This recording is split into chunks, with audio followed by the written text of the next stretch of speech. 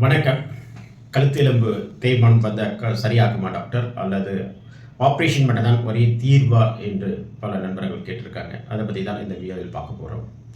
Holistic wellness care சென்டரை பொறுத்தவரையும் operation இல்லாமல் நான் சர்ஜிக்கல் மெத்தடில் ஸ்பைனல் கார்ட் ரிலேட்டடாக இருக்கக்கூடிய கம்ப்ளைண்ட்ஸை அதிக பேஷண்ட்ஸ்க்கு ட்ரீட் பண்ணிகிட்ருக்கோம்.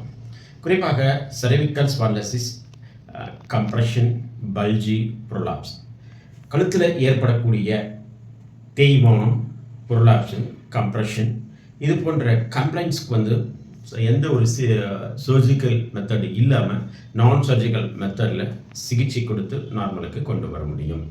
அப்போ எவ்வளோ நாளில் முடியும் டாக்டர் என்று கேட்டிருக்காங்க. Depends upon the patients.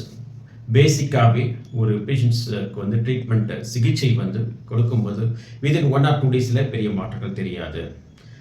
Short duration ஒரு 20 டேஸ் எடுக்கும்போது தான் அவங்களுக்கு எந்த லெவலுக்கு சேஞ்ச் ஆகுது, பாடியில் எந்த லெவலுக்கு அவங்களுக்கு ரெஸ்பான்ஸ் பண்ணுது என்பது புரிஞ்சிக்க முடியும்.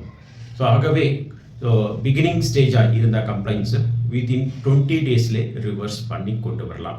ஒரு சில பேஷண்ட்ஸ்க்கு இயர்ஸ் டுகெதராக அவங்களுக்கு கம்ப்ளைண்ட்ஸ் இருக்குன்ற போது மோர் தேன் 2 to 3 months கூட ஆகலாம். டிபெண்ட்ஸ் அப்பான் தி பேஷண்ட்ஸை பேஸ் பண்ண பேஷண்ட்ஸுடைய எனர்ஜி லெவலை பேஸ் பண்ணி தான் ட்ரீட்மெண்ட் ரெஸ்பான்ஸ் பண்ணோம். ஆகவே கழுத்தெலும்பு தேய்மானம் இது போன்ற கழுத்து ரிலேட்டடாக உள்ள கம்ப்ளைண்ட்ஸ்க்கு நான் சர்ஜிக்கல் மெத்தடில் அதிக சிகிச்சை முறைகள் இருக்கின்றன. குறிப்பாக அக்குபஞ்சர், வர்ம சிகிச்சை, spinal decompression therapy, cupping therapy, chiropractic, இது போன்ற அதிக சிகிச்சை முறைகள் இருக்கின்றன.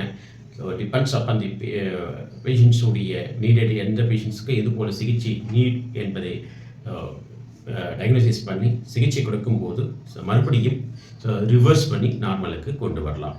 இது போன்று ஒரு நல்ல